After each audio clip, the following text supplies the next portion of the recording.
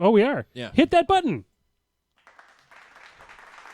Recording live from the E. Haley Memorial Studios, straight out of Almont, Ontario, it's time for This Death Clock Has 60 Minutes, your one and only weekly Warmahordes news broadcast. It's 8 p.m. Wednesday night, the beers are cold, the news is fresh, and the death clock starts now. Good evening, everybody. Welcome to the Death Clock. Ah, man, it has been a long time since I sat behind this microphone. The basement smells just like I remember. We're trying to fix that. Good times, good times. We actually do have some news about that coming up. There will be a studio change coming in our future that may make Jason's wife I think it'll be after Happy? Happy? cry Happy? a little. She's Yeah, she'll be upset. So we got a lot to talk about tonight. We didn't think we were going to have that much to talk about, but then somebody announced that the CID was going to drop like hours before our podcast. So normally we do a live cast whenever something big like this drops. We decided that we just wait because it was only going to be a couple hours. And we just let Party Foul do it. Yeah, we just let them. We were like, I called Scott. I was like, hey, Scott, look, man. If you guys want to take the lead on this. I'm going to do you a solid. Before we get started, we're going to thank Bubba Dalton, the King of the North, for joining us tonight. Say hello, Bubba. I assume something's going to happen when I say hello, so I'm not. Bubba. Yeah, exactly.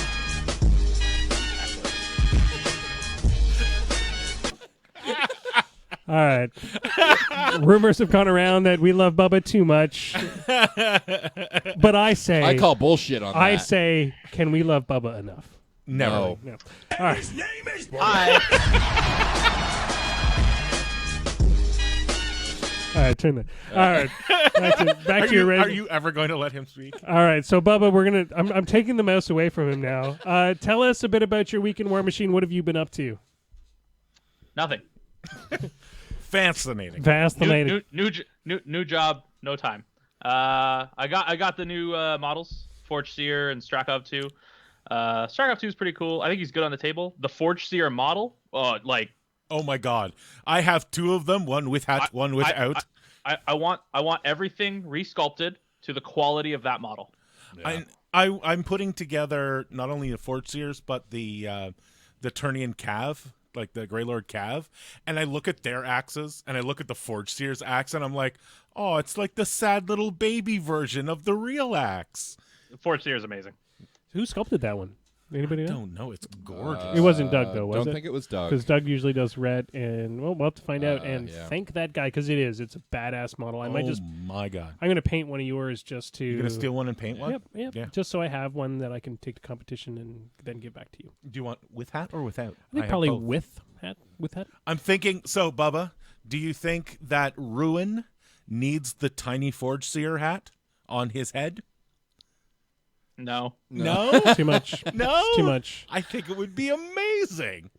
Can we get the tiny Forge Seer hat as a replacement part so we can just? It is metal. Oh yeah, you just have 1,000 hats. I was actually thinking if I need to put a Goblin Tinker in the list, just shave off the Goblin Tinker's top hat and put that hat right on him. Oh, that's kind of a cool idea. That'd be all right. So we'll go over to my two co-hosts here. George, what have you been up to?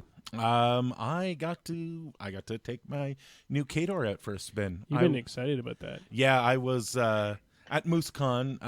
Matt McWinter played a list, and I saw it, and I went, that is why I got into War Machine, because it was just a mess of jacks, a couple of repair guys, and a Warcaster, and I'm like, that it was the big stumpy robots that I was promised.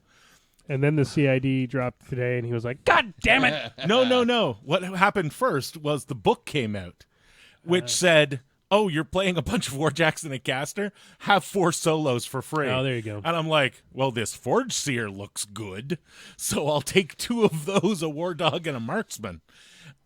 So there was just free solos suddenly, and I finally got to take that list out for a ride, and I moved my caster up too far and left my flank open, and Jason built this amazing Rue Goldberg machine, and then I lied to him and cheated, and then it didn't work. Well, that's the best way. That's the best way to win a game. Just lie and cheat. Absolutely. I maintain that the reason that I gave him bad information it's literally the first time I've put that list or Kador on the table. All right, you can use that excuse once. Yeah. I've used it up. Going over Everybody to gets one. Jason, who apparently lost to a did. cheaty Kador list. I did. I lost a 2K door list last night, Oh, actually. super Well, fun. I Yeah. think when you played against me, you went out for ice cream long before Yeah. that actually happened. Because you looked across the table and you're like, so these statistics are dice minus 11. It's like, I'm out. I can't charge dice minus 12. Shit. That feat turns a bitch. All right, as you can probably tell, both Jason and I are recovering from the botulism that comes Yeah. from living near a daycare, Yep. apparently.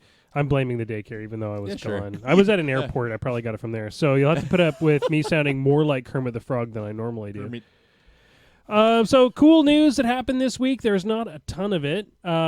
We get to show off the new Muson Middies 1-inch steppers that showed up yeah. today, which is Yeah. pretty exciting. I've been playing with them here on the table. Yeah, We're going to be showing these off that on the as well. stream in the next couple of days as soon as we get some games on the stream, which now we won't be able to play as long as we're playing within the CID, we think. Maybe. Well, no. we maybe. Still should It'd be still able to. be maybe valid. We're not sure. It depends on how much you want to nerd argue about it. argue.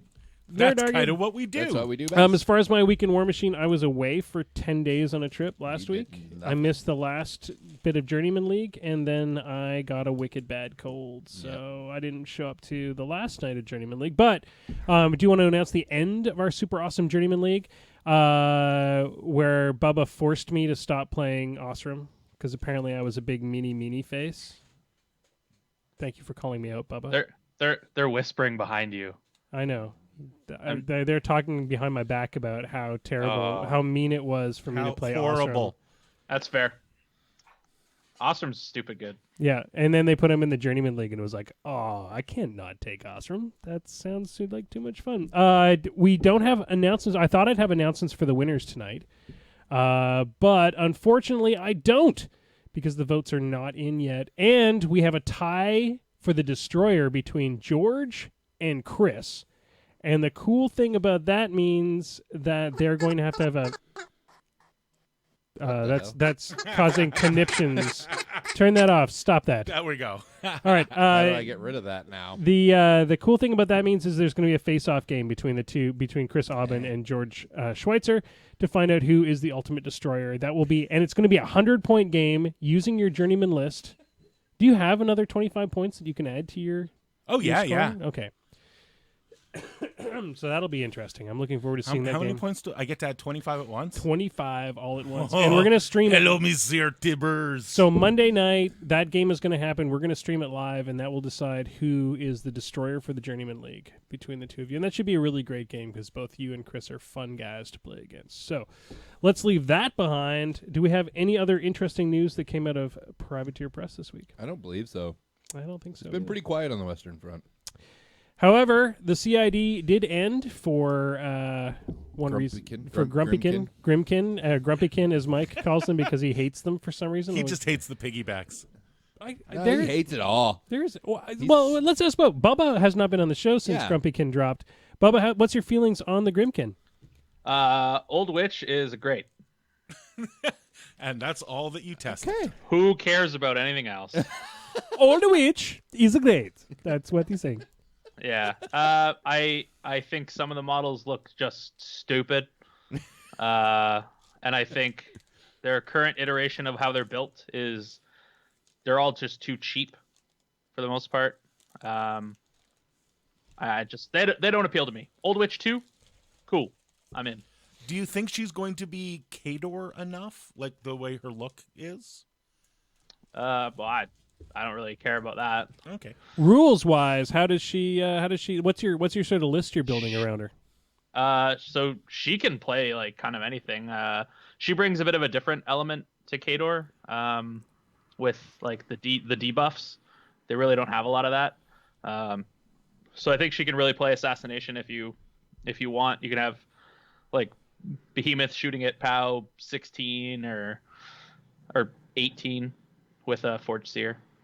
And it's super long range. So, you can play it like that. You can just play attrition. You can just play Winter Guard command. Like, it's all good. TubeMan 823 has reminded us that there are 2 new all-in-one boxes that dropped this week. Oh. I have not had a chance to look at them yet. Oh, yeah, they're in the Insider today. They're in the Insider today. We'll get George to do a little bit of research and quickly talk about that.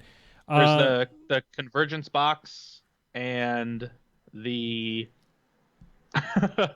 something else box. That's Trolls. Trolls. Trolls. And in the Insider, they had this is a funny thing. So the Insider came out, and we can't figure out whether it's typos or whether it's going to be changes that are going to happen to Trolls.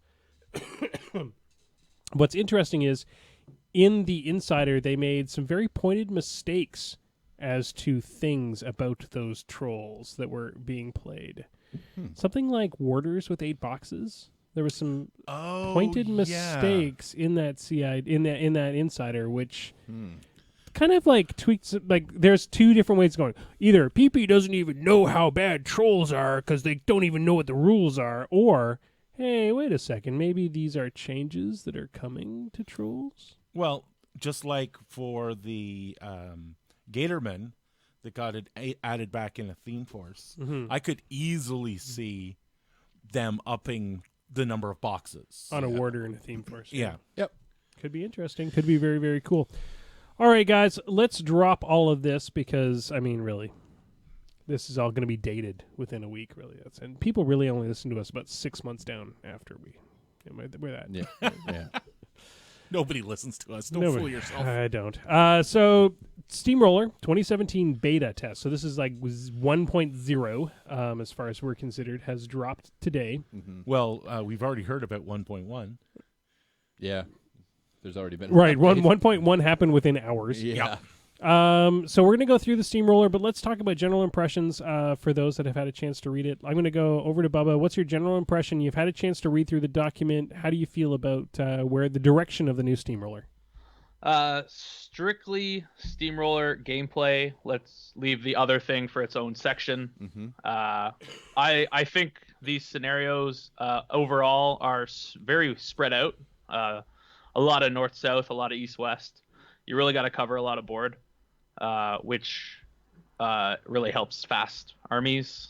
So it'll be interesting to see list design in that way. And I think in general, playing first scenario is dead. Yeah, Really? interesting. So you think it pretty much because you need to have like 6 points up in most of those scenarios that you're just going to have to go for assassination at this point? No, you play for attrition. You grind down your opponent, and you just like pick up a point here or there, and you just make sure, because you know that the game is going to end at a certain point, you play to go 7 rounds, and you just play your game so that you have more CPs at the end, and then you win. Is this a good thing or a bad thing for the game, do you feel? I think it's going to have to shake out. I obviously haven't played any games yet. Just my initial impressions. I don't know. I think it depends on if list design changes. If it stays the way it is, then it's probably bad. If lists change because of the way the scenarios are, then it's probably good, because lists right now are dumb. Do you think it'll force list change, Bubba? No. No. If people... My initial reaction is I'm just going to ignore it. I'm just going to ignore everything, and I'm still going to play a bunch of Iron Fangs or a bunch of Rockets or a bunch of Jacks and just grind my opponent, because that's A, how I play, and B, how Kador plays, and it'll be fine, because in the end he'll have nothing left, and I'll just be like, cool, I'll score 4 points this turn, because you can score 4 points in a turn. Right. So I think on one you can score... No, it's 4 points. The most is 4 points.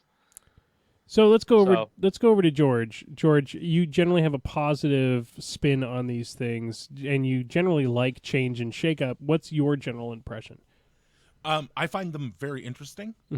But what Bubba says is so far what I have seen, which is that it really seems like there is so much ability to score that even getting 6, I right now can't imagine getting 6 ahead of an opponent. Right.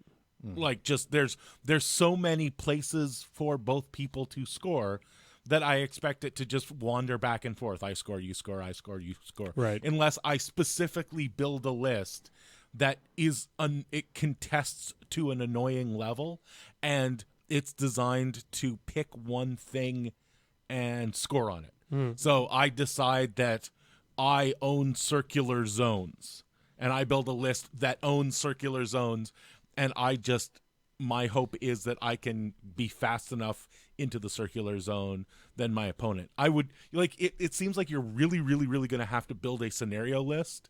There's going to be no more, I have this list that attrition's out and it can play scenario under these circumstances. It's just going to be, this is an attrition list. I just put myself in every zone until my opponent runs out of time, because now my opponent can run out of time and not just their death clock. All right, I'm going to go over to Jason. You were probably the first person to really read through this today. You've had some time to ponder it. You've listened to a lot of what people are going back. You've been commenting a lot, actually, on Facebook and the boards today. What's the general feeling, and how do you feel about it? As far as there hasn't been a lot of talk about the scenarios, really, because everybody's focused on one other thing. But the little I have heard about it is pretty much what Bubba and George have been saying, that it for now, it seems at least like people are just going to kind of keep playing the game they've been playing and see what happens. First off, I think before we go in depth on this, because we're going to go deep, we're going to look at some of the new rule changes. And for some of the newer players that listen to our podcast, because that's really who, we target this towards, understand that this is CID. And what CID means, this community integrated development means, is that this is early days. Oh, yeah. We saw so many changes in the Grimkin over the 4 weeks that they were on there. We will see just as many changes on this. I think a lot of the things we're going to talk about today, that we'll gripe about today, and the things that people are talking about, like really angry on the web about, those are probably the things. And it's good to be angry about certain things, but test them first before and give good feedback. We're going to try to give good feedback just from our initial impressions tonight. Of course, we haven't actually played through it yet, so whatever, our feedback is probably pointless. But here's my main point is remember, these things are subject to change. Yes. So a lot of these things may be just throwing gum against a wall to see if it sticks. Just a little addition to that. As a PG, one of the things we used to do is we used to get this document in this state. And what would immediately happen before the document ever left the PG forum probably was that the PGs would go insane on this type of thing. We would just be beating the crap out of it without even playing it. We would just yell at Hungerford repeatedly. Right. First, we had to take out the zones that all looked like giraffes. I don't know why he kept putting those in. We would have to remind him how CPs were scored, stuff like that. Like that would happen with disturbing regularity. So me seeing these vicious a change this early in the system might not scare me the way it's scaring some other people, because I have seen this document do this before, and it always starts off what you feel internally is just like scary as shit. Right. And then if you've played Steamrollers, you know that it comes out pretty much okay. We don't like change. And this is some major changes. Yes. So, all right. So let's start going into some of the changes, and we'll get the one expert's opinion, and then we'll ramble on about what we think. Always. So the biggest thing I think as we go through this is, they've laid out the basics. They've given you the preparing for battle, what a token is. They've stated again that you now need to use your tokens. Tokens are more and more important to the game. They've talked about proxy bases and what that is. They've talked about what measure markers are, because those are becoming more and more common in the game in the last 8 to 12 months. But one thing, we often get new players joining us, and one of the things I want to mention is a lot of new players have this tendency to put tokens on their cards. Right. And it very specifically says in a steamroller situation that is not acceptable. Which makes sense, because tokens on cards, I've seen people do it quite often. Yep. And tokens on cards are, you don't know that Jack has 3 focus on it. It's or a horror show. I'm sitting across the table trying to figure out if I'm going to do my assassination run, and he's like, oh, he's got 7 focus on him. Yeah. Like, how the hell was I supposed to know that? So that's a really important thing, and they've changed that. They've made it an official deal. For now, anyway. Army lists pretty much have stayed the same, except for one thing. They've now stated that you can only be 4 points down. Yeah. Now you can always. He's always been able to be only a few points down. I'm not sure if 4 was a change. That's 2 points old math. Yeah. And I think we used to be able to be 3 points down, so it might have been 6 before. Bubba, how do you remember what the original rule is? And do you ever run any lower? It used to be 4 or 5. I always run lower. You're playing Khador, though. Yeah. So you're actually like 40 points up. When your Warcaster is like 27 points and you want to take Behemoth, you play 2 points down. Yeah. So that's pretty much straightforward. You bring one list, unless the TO says that it's a 2 list, blah, blah, blah. That has all stayed the same. The modeling and painting rules have been clarified a little bit, have pretty much stayed the same. I think they're really trying to clarify the proxy versus, I mean, I think they're so sick of that question. I'm bringing this model that has this sword that has been taken away. Can I use it legally in a tournament setting? Blah, blah, blah, blah, Yeah. blah. But that's been taken care of. They still have the round-lipped base clause, so we can have that fight again. That'll be fun. Well, it really, is it that difficult? I know you really want your laser cut bases. Well, also, I thoroughly enjoy watching that dust up from the sidelines. It's That's fun. True. They've got an interesting little sportsmanship clause in here, which I don't believe was in here before. Or at least if it was, I just ignored it. As we all know, the sportsman that you are. Screw you guys, I'm playing Osterman at Journeyman League. Fucking. All right. They've gone into some details on running an event, which is good. Now that PGs are not going to be running the majority of events, we needed more details for new tournament organizers. So there's some basic guidelines to go along in there, which is all solid stuff. I mean, this is all kind of like things that can be changed. One of the interesting things, just going along with this, is with the lack of PGs anymore, I will be very interested to see if they step into the tournament running software market. Because that was one of the things that Wizards of the Coast did when they took over, because they wanted to be able to give their organizers a standardized way of running tournaments. Wizards of the Coast actually released a piece of software for running tournaments. In War Machine, we have a very vibrant community of people providing alternatives, like providing their own tournament software, because there was literally nothing. And it will be very interesting to see whether PP, steps up and says, this is what thou shalt use if it's a steamroller. And this was the George speculation part of the podcast. That will continue for hours. All right, so moving right along from all that type of stuff, one of the cool changes, and we can all talk about this, is they've made it official that Death Clock is now the normal way to run things. I don't think I've been to a tournament ever that didn't run on Death Clock. Yeah, that's because where you are. Time clock. So, well, I mean, we can go over to Bubba, who's gone to a lot more tournaments. How many tournaments did you go to that weren't Death Clock? So the LCQ at War Machine Weekend is time turns. Wow.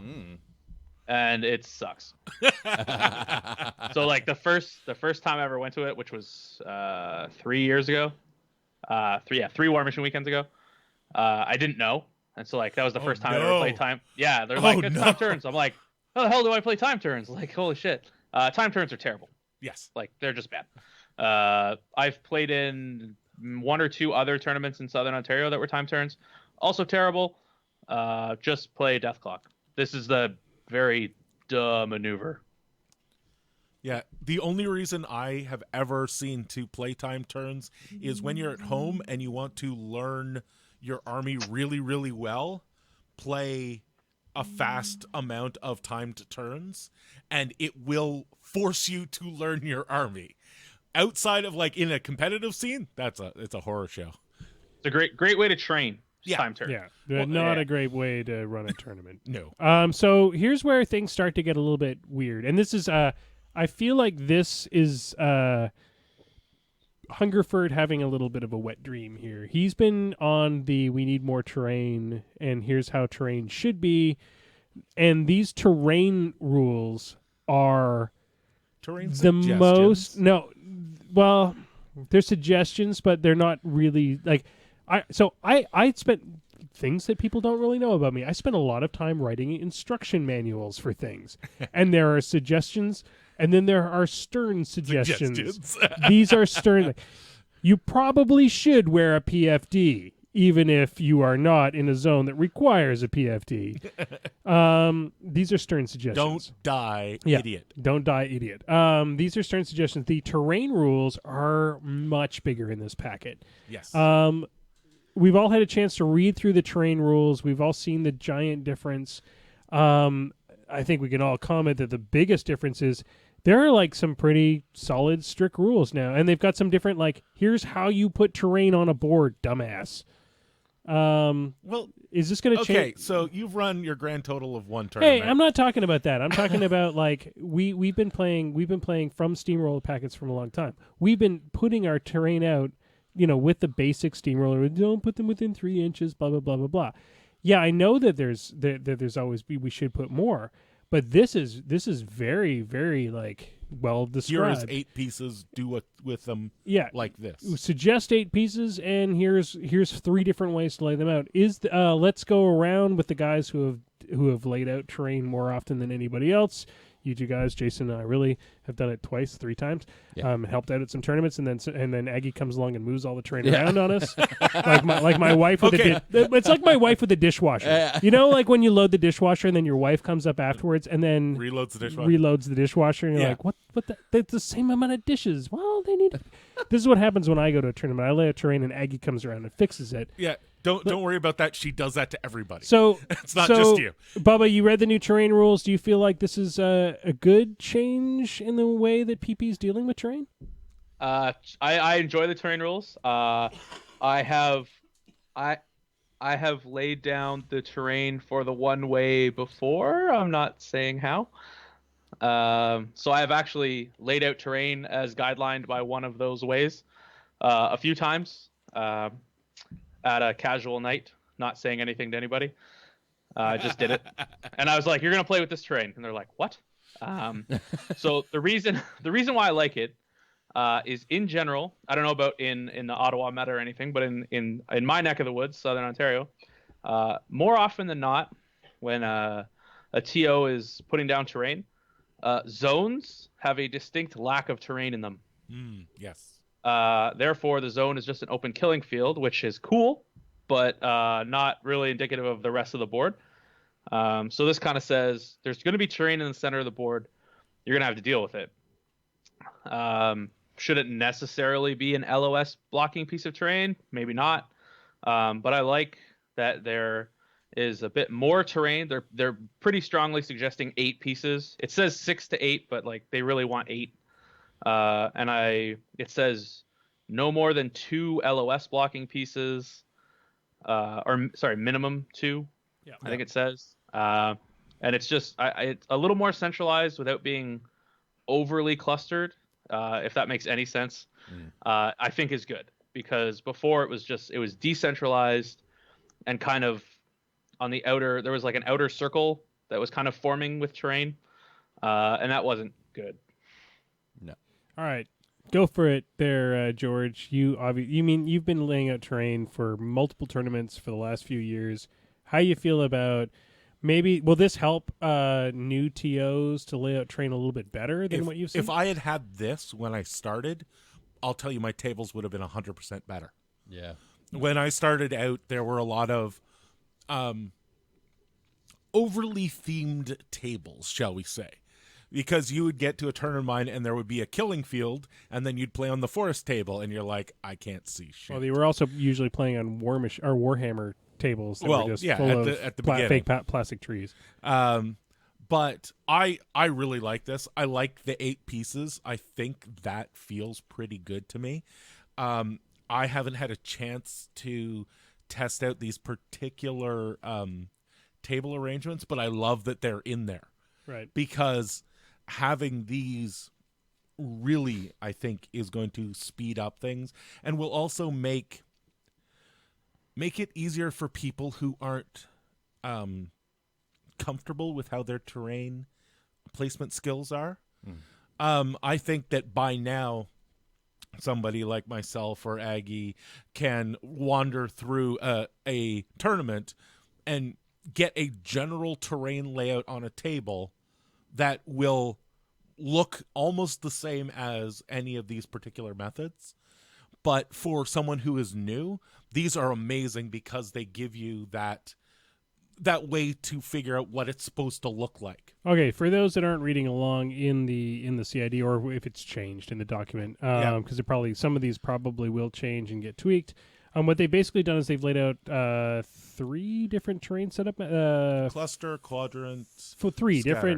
different terrain layout methods that very much sound like Will Hungerford's like when he did this last podcast, he pretty much described how he sets up terrain. It was like, I do this, and that's why I'm saying it's kind of like his. I think this is a large effect of his love of terrain in the game. I think it's also just we needed some rules because I think you're right. Both of you are on the money. We have a tendency to set up a little circle of terrain outside of the zone, and it means something when the game starts and is kind of meaningless once the game gets going.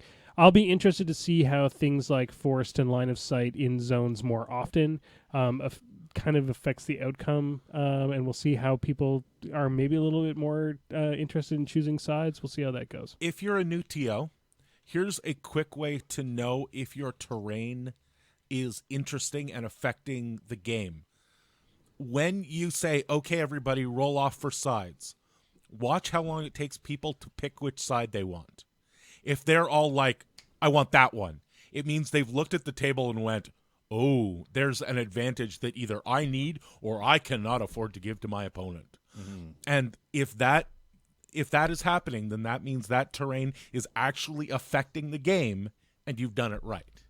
Or you've gone too far. Well, it's theoretically you could have gone too far, but often it's because you've gone too far and there's like 6 walls. If you're sitting there and going, I'll go second. Yeah, that means that it's either too even. Yeah. Or there, sometimes there's something If else. everybody's going second after winning the die roll, you've done something wrong. If everybody's going first and going, I want that side, you may have put a few too many walls on one side of the board. Or a few too many houses and have a few people playing larger things. All right, the next big section, and we got to get into these things because this is where things get into the nitty-gritty. This is where things start to really, really change. Did we skip the measurement section? Oh, yes, we did. All right, well, we'll get back to the measurement section because that may be coming before terrain. If you could try to find that. The next section I'll talk about while you figure out where that was is the scenario reference sheet that goes, that was the flags, blah, blah, blah. I just went back. Why am I lost all of a sudden? The next big thing is scenario victory.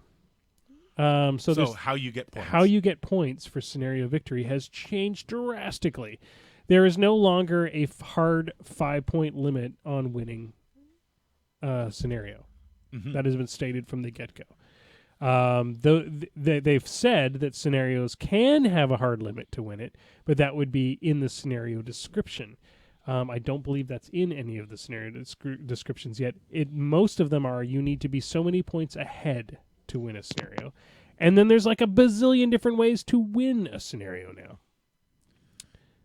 So the first way is that the first big change is that circular zones and square zones and flags now have a totally different mechanic. Yeah. Go ahead and describe those. Okay, well, the thing you're looking for is literally on page 1. Oh, was it? Yeah. Oh, we got to go back. So, interestingly, things that do not contest, and this goes for everything, is warcasters, warlocks, inert warjacks, wild warbeasts, and models that are out of formation. You notice something that's missing there? No, tell us, G. Well, storm pods still contest. Things that are immobile. I thought they specifically said in the things that are immobile still contest. So storm pods can score. Storm pods can score now? Oh my goodness. Do we think this is going to change, gentlemen? I hope so. Yeah. I hope so. Yeah. I hope Storm Parts can't score. Because I can, he walks into middle of table, fires off scoring bot to either side. So controlling a zone. So if you're controlling a circular zone, you need a Warcaster, Warlock, or Warrior model within it, and nobody contesting. Warriors need the whole unit within the zone. Rectangular zones are Warcasters, Warlocks. You're skipping a key point about the unit thing. Within, not completely within. Go for it. No. Does it say 50% or more of the unit? Oh no, you're right. It does not. So if you have one person So- left in the One unit, Yep. So if you shoot the other guy in the back of the head of the 2-man unit, suddenly he's controlling the zone. The two guys try to get in the unit. The one guy can't get in. The other guy's like, I better shoot this guy so I can score a CP. Yeah. interesting. The question is, can a model make attacks against itself? So, well, the other thing. So, what's interesting about that, of course, is that that means that war beasts and monstrosities and jacks cannot score in that particular In the style circular zone. in the circular zone. And battle engines. Battle engines, either yes. So that means that rectangular zones, you're pretty sure what we're going to say here, they're Warcasters, Warlocks, Warjacks, Warbeasts, Monstrosities, and Battle Engines. Right. And nobody contests it. Again, they mentioned that inert Warjacks and Wild Warbeasts cannot control zones. One thing you may notice there is that it doesn't say you can't control with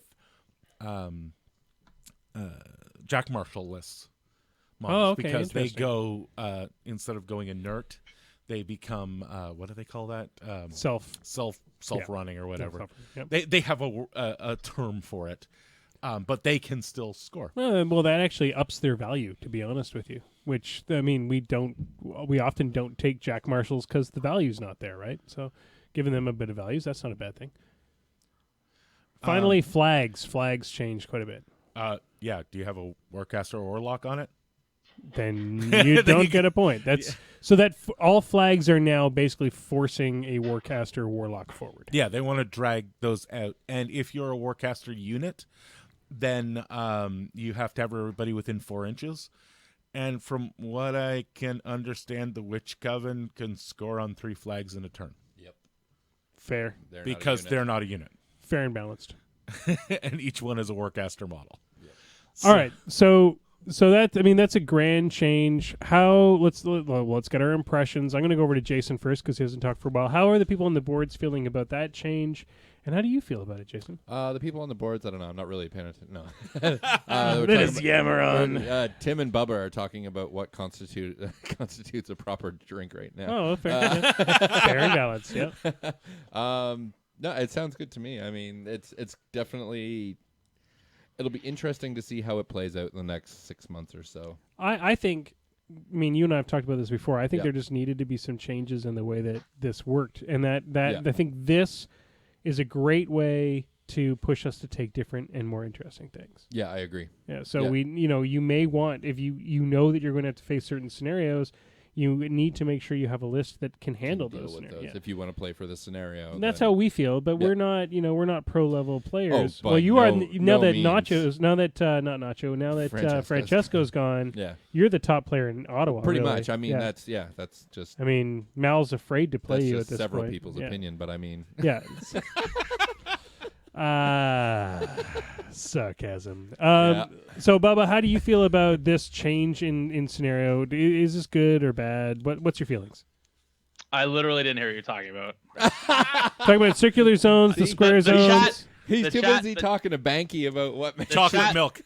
The chat got me distracted with chocolate milk. Those bastards. Damn it, Banky, shut up and leave him alone about the fucking chocolate milk. All right. So, You know, like so 2 what- years ago, he would never have told Banky to shut up. He'd be like, Yeah, I I'm sorry, know. Tim. Welcome to our chat. I No. love you. Arcane Assist is coming in and sabotaging I the whole know, right? podcast. They want our numbers. Both of them. All right.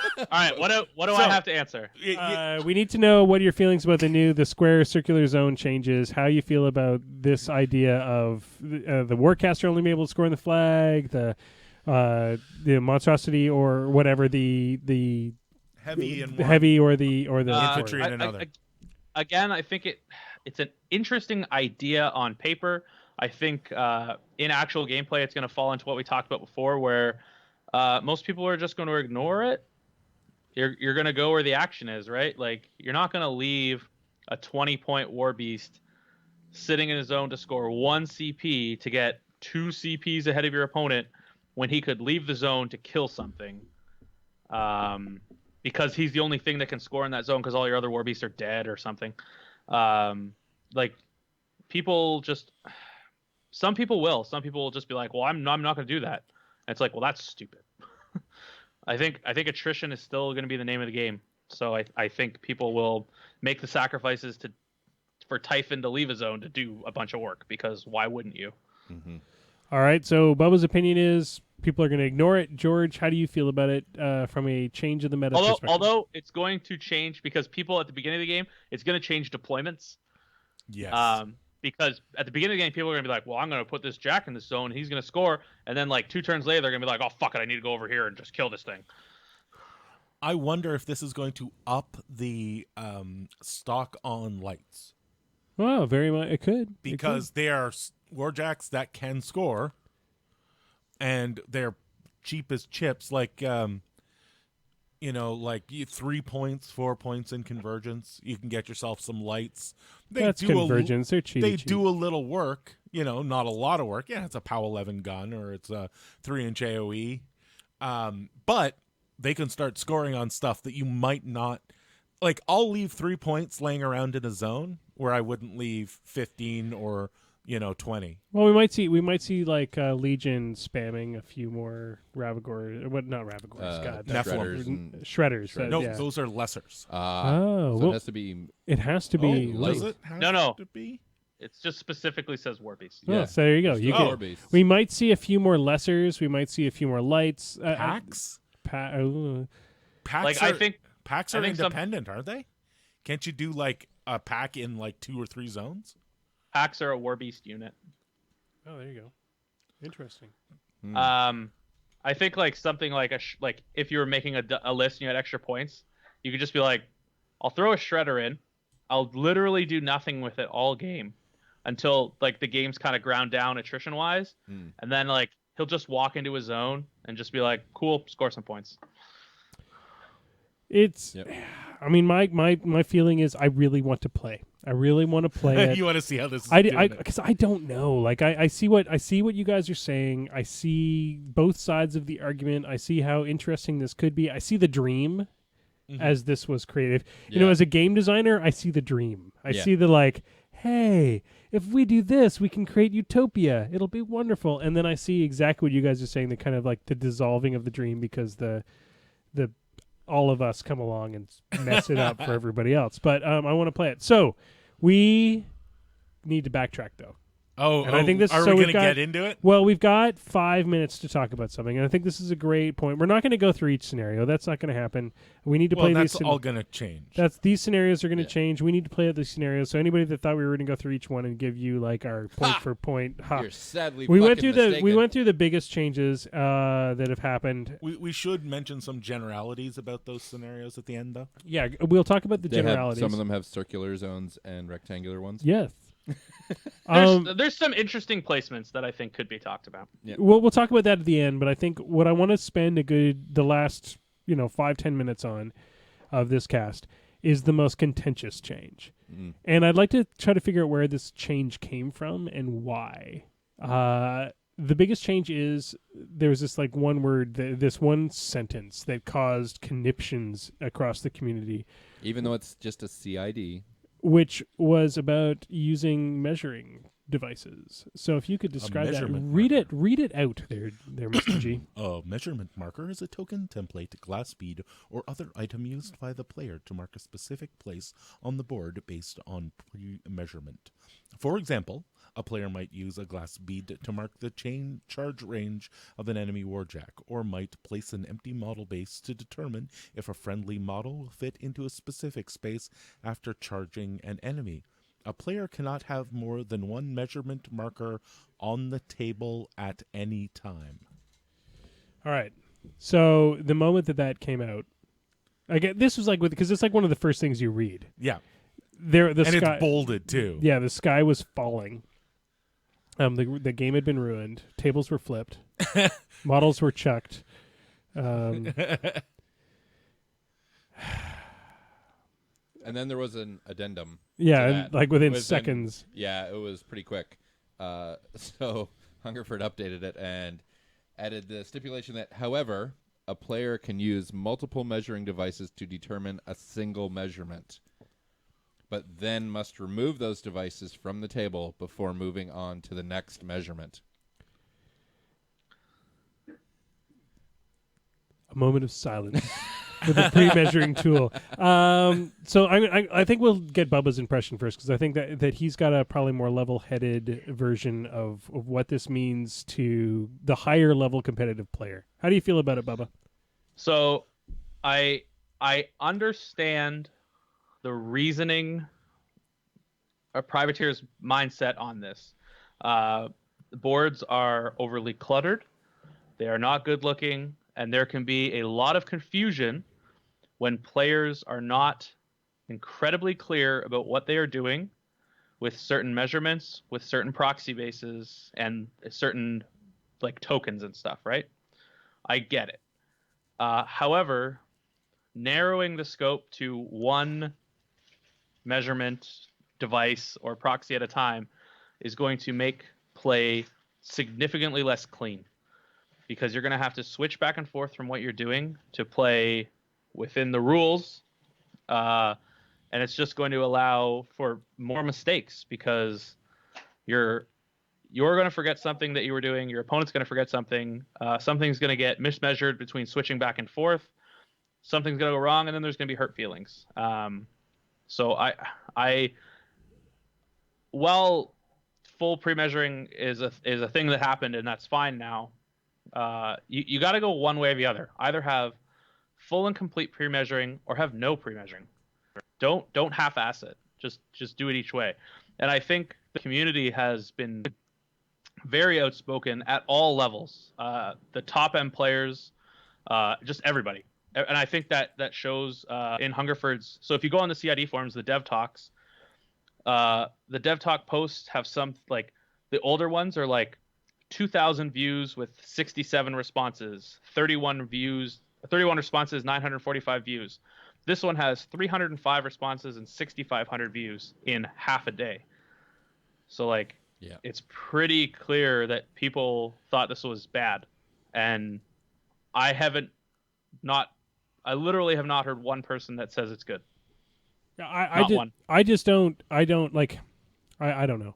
I understand what they were thinking. I understand that they went to they saw that, I mean, people literally had 80 tokens down on the table to plan their turn. Gee, you and I played a game where you were like borrowing proxies off of me to get on the board to plan out your assassination run. And I can understand what they were thinking. From an outside perspective, it looked messy and it was boring. There's a the boring I will speak to in just a second, but the messy, I think one of the things that I have tried to do is my proxies all have on them the name of the thing that they are. And that makes them less useful as a proxy for just whatever random thing I need, but it makes it a lot easier for what's going on here. What's that? Well, you can see right on it's written there, Tiberian, and that allows you to be able to set up that chain of events. Yeah, but I don't think that's what we're talking about here. We're talking about like 6 different measuring sticks on the table. There's a comment on the chat from Fuzzy Wonder who says they want to stop the proxy bukkake that's been happening. Yeah, I mean, we're talking about the shotgun effect where you saw, like, so let's say, I mean, trenchers were a common example. You'd have like 7 different measuring sticks out. You'd have 5 or 6 different smoke clouds on the table. You'd be moving and shifting those around. You hadn't moved your army yet.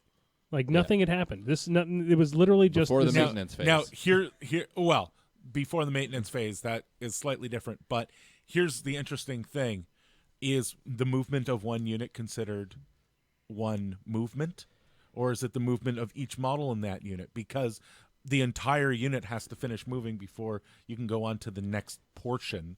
So that might still be legal Right. under these rules, because you can use multiple measuring items during one movement currently.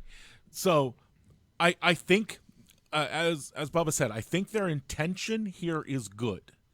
They don't want like just a table covered in crap and then the two players not be able to be clear on game state because one player has assumed that this model has moved to where this base is, and another player does not have that assumption. Okay, so in their let's head. Like, let's just, why couldn't they just at the end of a player's turn? So George and I are playing, and at the end of my turn, I've done all this, and it is required in the rules that I return all models to proxies and remove all measuring devices from the table. Yeah, well, you'd want a line in there. All models must return to proxy bases that they can be placed. they on. can be, but and that's Of course. they Yeah, basically something did that like with that. the proxy. The proxy rule is basically like, yeah, if you can put a model there, please put your model Yeah. there. I think that's a valid term. So let's we know the negative on this. Mhm. I think we can all agree that this is a negative thing. We want pre-measuring changed the game for us. We like pre-measuring. We've adopted it. The people who didn't like it left the game or learned to love it. So we don't need to see pre-measuring go away. The dodo. We like our new tools. We like companies like Muso Minis creating their 1-inch step token.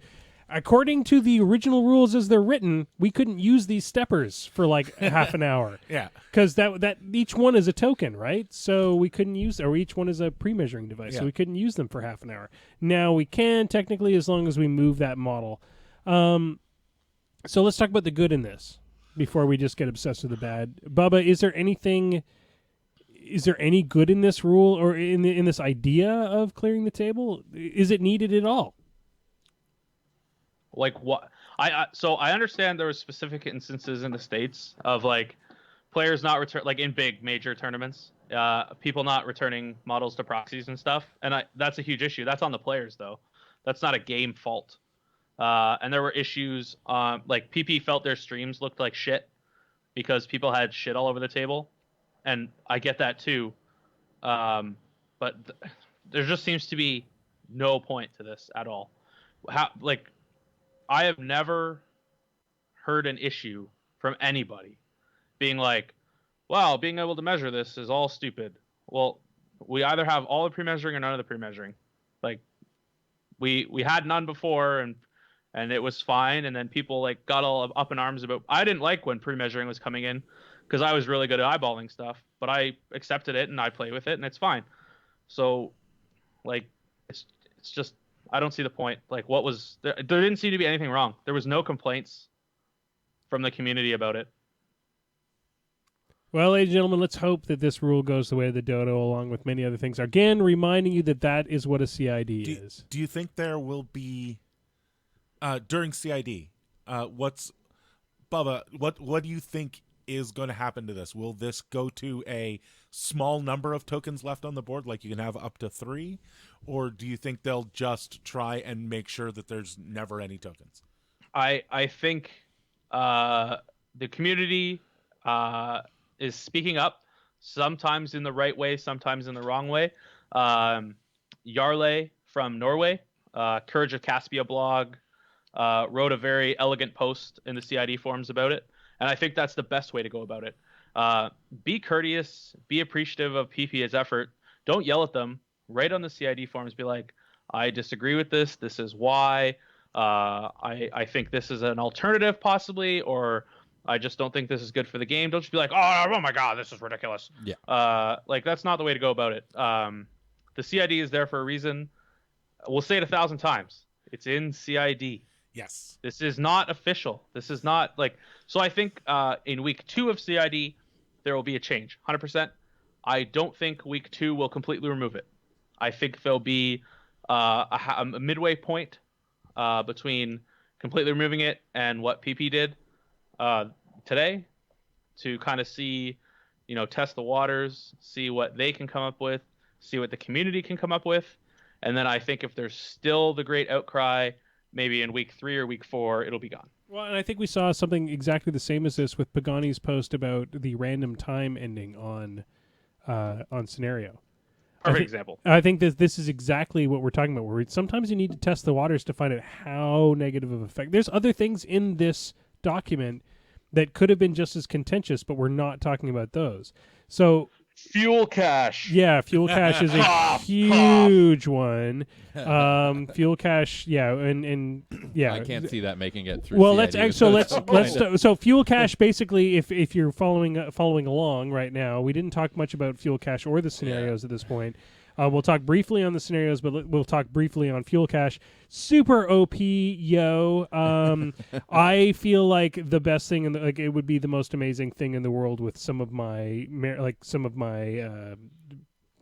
big guns would have sort of field day with anything this. that shoots an AOE. A galleon with Yeah. this would be Yeah. dumb. A galleon, a conquest, yeah. Kraken. a victor with Harkovich. a Suddenly, Kraken with all black, your a weapons. Kraken with black spot. Yeah. I mean, do I really need everybody to be like, what's his name, Mad Hammer? No. So, wait, I have a caster that just gives this away? Oh, I should just use him. It's dumb. Yeah, there's just so many. And you were talking about all the Legion synergies, Jason. Like Oh yeah, with Callus too. Like It's almost like Mark II Legion again. yeah. The The Ravagors get their fire back. yeah, I can't see that going farther because I think that's the No. second thing that everybody went crazy about. Is like, yeah, you understand how broken this is, right? And then is there anything that stands that we talked a bit about the scenario layouts? Bubba, what is it that's you were gonna mention it earlier, but what sort of stands out about those scenario layouts? For you? So it is possible to kill box yourself and score points. Yep. Good job. Like completely possible because there's zones that are like 6 inches from the edge of the table. Like tons of zones. Yeah. Are six inches from the sides. The big thing I noticed, specifically on the scenarios of scenario 2 of standoff, scenario 3 spread the net. I think it was just those two. Let me just look. Yep. Side note, scenario 6 recon still the best scenario. Fucking recon's awesome. Until I play the other ones, but those two scenarios have really close zones to your own table edge, and Steamroller 17 does not discern friendly or enemy zones, which means you can score in all of them, which is why it's possible to score 4 points a turn in the scenarios that have. Sorry, it is in fucking standoff.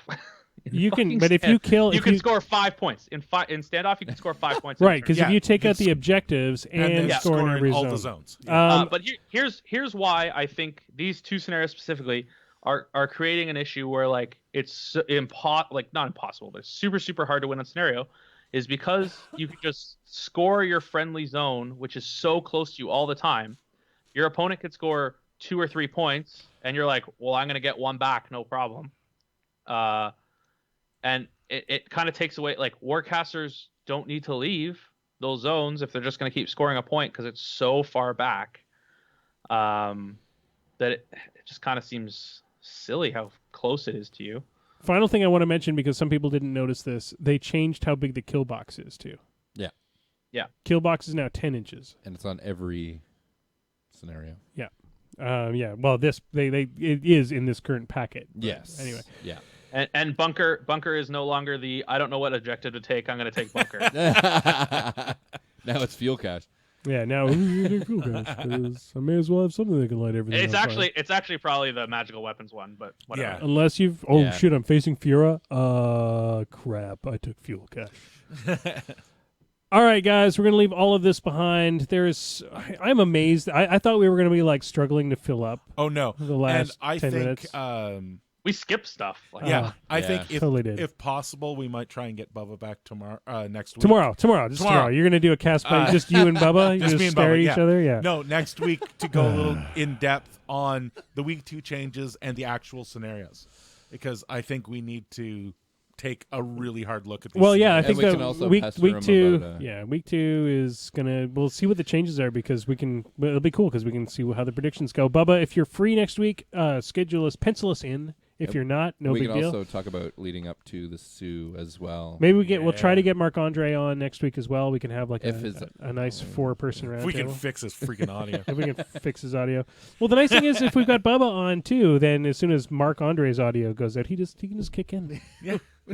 We don't have to just. We'll have It doesn't have to be us talking and have not a knowing good anything. guest to replace him. All right, guys, there's really cool things coming up, and right after the lightning round, we'll talk about them. We're going to go about 5 minutes overboard tonight, but the first things first, Jason, Yes. mouse, hover, Two. click. The lightning round. All right, well, because you all read through the Steamroller packet, guess what, ladies and gentlemen? The lightning round has all to do with what was in this document today. Oh, great. So I hope you read it. Otherwise, you're screwed, Dad. I am screwed. All right, question number 1. In this, so every question starts with this line, and you'll have to accept, because I'm just going to skip over this after this.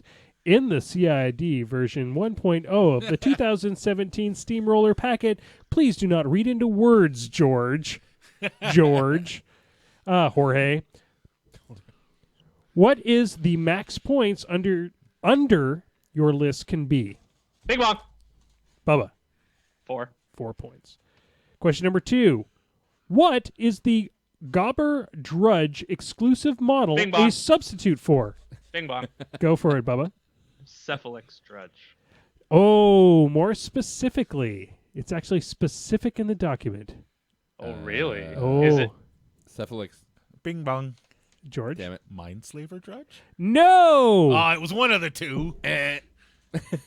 Mindbender Drudge. It's the Mindbender Drudge. Yay! I picked the wrong one. Specifically and the reason why is the hands. So if anyone screws that up and they're like they proxy it for like the other unit, it's like DQ. Yeah, you're out. You're out. Well, because most people have those on the sidelines to substitute too, and of course the slaver is the one that can bring on new drudges. And I'm out. Damn it. All right, question number 3. How many minutes on a clock in a 150-point event? 90. No, not 90. 120. It is 120. Good Wow. job. How far from a table edge should terrain be? Bing bong. Bubba.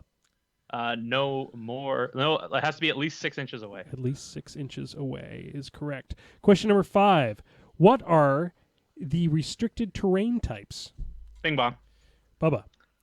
Obstructions, obstacles, and hazards. Correct. Question number 6. To contest a model must be within how many inches? Bing bong. Go for it. 4 inches of a flag, It or is. completely within a zone. 4 inches or completely within. Very good. Question number 7. What is the base size on a flag? Bing bong.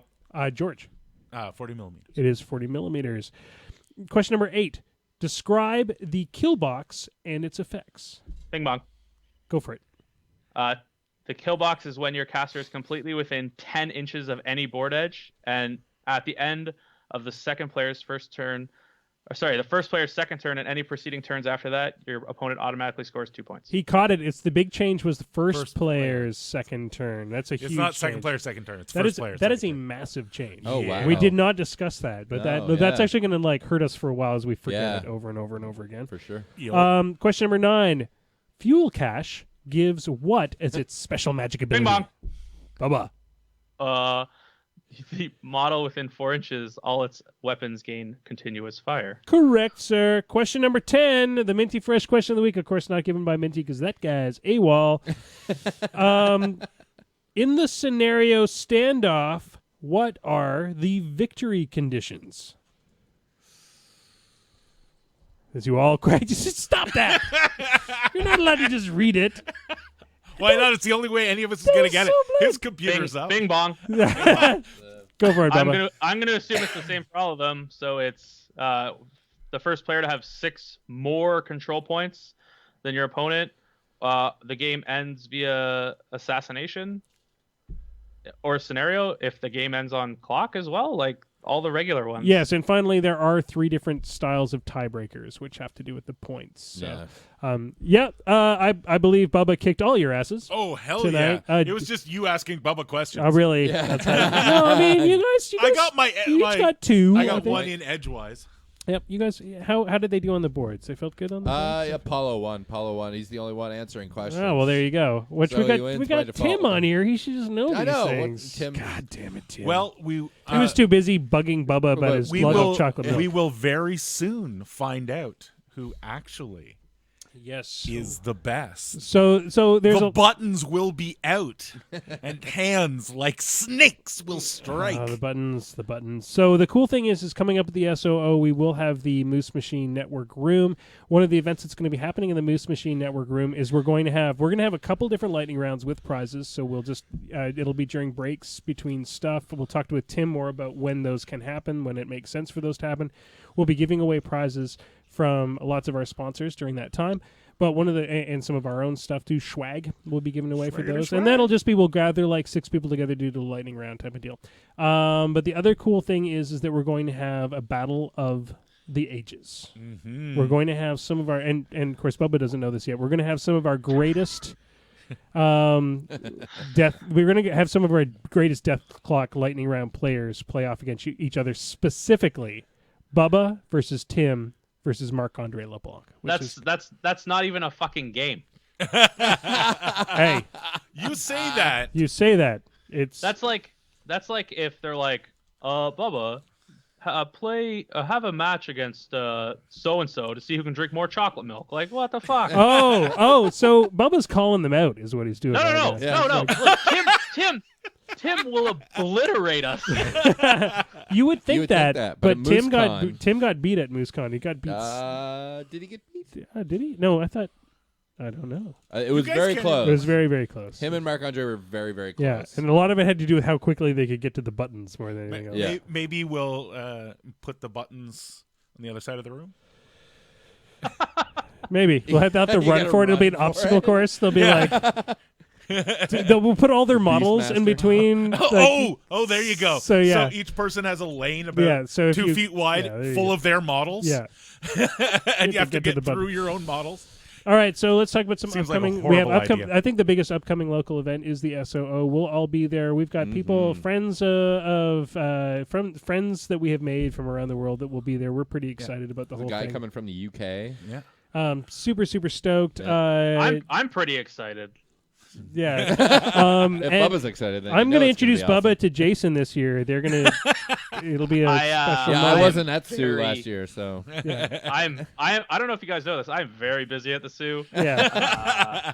So Yeah. I have things to do. You have like autographs to sign. And, that's all right. JVM's coming this yeah. year. Jay, oh yeah. I have random armies to play in IG again. Jason- I'm doing it again. Here's Are a- you? Are you going to roll like that? That's awesome. Here's the thing. Jason doesn't care about you anymore. He's Yeah. going to be all about JVM this year. That's a JVM's coming. bullshit lie. Yeah. He's just going to follow JVM. Hey, I gotta hey, sleep at hey, night JVM, somehow. Hey, JVM. Hey. So when you're playing, So people heard JVM was coming, and I've legit been like, "Oh, I really want Bubba and JVM to play in the finals." That's what I said. I'm like, okay. That's why I invited JVM. no. I think I promised him a bottle of sortilege if he'd come. I like He's Jason. bringing Trevi Jason's with just- him too. Jason's totally taking credit. It's like I invited all the people. Your event You're event welcome. was okay, Tim, but then I came along. Now I had a baller. There's legit bets going on if I'm going to be on stream round 1. Well, that sounds like something we need to. Well, what we should do Wait. is we should bet. Yeah. We should Who- get in. Who Can we do get we in on need the to be pool? betting with? Because I think we can make this happen. right. So And also, is it possible to be on stream less than 50% of the rounds this Yeah, year? that'd be well, cool. start No. losing and then maybe. Join All the right. fun bracket. So I did want to call out locally, if you're hearing us, there is a tournament this weekend using these weird and wacky scenarios. We'll see how it actually goes here in Ottawa. So if you haven't signed up for that, hit our local Facebook page, hit up BCP, and get in on some of that. Only bring weirdness. one measuring thing, otherwise you'll just have to. No, bring like 40 of them and just hand them all to your opponent. There you Here, go. you can use these. Did you notice that there's no restriction in the measuring thing about like specifically a tape measure? Yeah. Like you could just be like, I can measure everything. Do. I gotta send out some thanks to our sponsors tonight. I gotta Yep. thank the Wizards Tower for Absolutely. for keeping the lights on, for keeping us keeping this running. Because if it weren't for them, we'd be broke. And we would definitely not have the coolness that is showing There up is- at the Sioux. Yeah, all the Sioux stuff really, and the stuff that's happening with the Moose Machine Network and all the guys that are coming, and the stuff that we're able to provide for you for those who aren't able to go to SOO, and those who are at SOO. That has a lot to do with the Wizards Tower and the help that they've provided. I got to thank Muse on Minis for hosting our show, making sure that everybody gets to hear us. Because if we weren't part of the Muse on Minis network, we'd probably still be at those 4 fans that we used to have. Got to remind you that coming on after us is Trollblood. No, Trollblood Scrum is not coming on It's off tonight, tonight? so Possibly you can tomorrow night. Bubba can just go to bed. He doesn't Yep. have to comment on what's happening on Trollblood Scrum. And don't forget to use your Battle Reporter, ladies and gentlemen. Battle Reporter is one of the best tools out there. The more information that we get from you, the players, the more information we all have as to what is going on in the and meta. The I- Battle Reporter also has the new steamrollers already added. Sweet. Scenarios are already in there. Fraser is so that far ahead. He of is the right game. on the ball. Fraser and his people. And speaking of Fraser, I'd like to pimp Battle for Breath coming up. Absolutely. There's huge deals coming up with Battle for Breath. Yeah. And they've included us podcasters as Yeah, part of this it's going to challenge. be awesome. If you would like to see some of the amazing things that are going to be given away at the Battle for Breath, I happen to know that some of them will be appearing at the Moose Machine Network room. Yep. So if you come on in and check stuff out, and you will see some of the awesomeness that will be there. Very cool. Yep, and there's going to be a bit of a podcaster challenge coming up, so you'll be hearing lots more about Battle for Breath as time goes on. Yep. While we're at the SOO this year, don't forget to tune in all that weekend. There will be live streaming going on 24/7. We're going to be doing some hobby streaming with James over in the hobby room. We're going to have podcasters coming on at night to do their podcasts. I mean, if you are a fan of just about any of the bigger podcasts out there, Manoff John, Beer Machine, those guys, they're going to be there. They're going to be live streaming. We're making it a big group event. If you are at the SO, remember that one night we're going to ad hoc announce that we're all going out for drinks together. And anybody who knows us is welcome to come along. If you don't come with us, you don't get a cool kid badge. That's Yeah. just the way it goes. Well, JVM's going to go to bed early, he said. So, well, as he's got to rest up so he can beat Bubba. there is Not gonna happen. Not gonna happen. I did want to call out if you are interested in winning a Ret Army, you might want to poke around Party Foul's Patreon, and there might be a way to get one of those. That's how you make the bucks. We haven't figured out that Patreon thing yet. All right, ladies and gentlemen, I think we got to call it an evening. Jason, thank you so much for keeping the board entertained, and mainly letting Tim know that chocolate milk is the best. It is. George, thanks for keeping the lights on and the sound working That's what I do here, and laughing. and we have to start on the big tests for. I wanted to mention that the 24-hour stream is back on Moose Machine. Oh yeah, Network. don't forget about the 24-hour stream. You had it go down because of a flood. There was technical difficulties. There's a lot of floods going around. I'm dealing with that too. Yeah. Bubba, thank you so much for joining us on the show. Hopefully we can get you on next week. We'll talk more about this document and the changes to come. Thanks, Bill. I mean, Bubba. Oh, God. All right, I think it's time to hit that button. Jason, hit that button. Okay. Dice down. Moose Machine and This Death Clock Has 60 Minutes is a proud part of the Muse on Minis network. Podcasts go online every Thursday morning. You can watch the show live every Wednesday night at 8 p.m. Eastern on Twitch and keep in touch with us on our Facebook page. Just Google Moose Machine. If you can't find us, you're doing the internet wrong.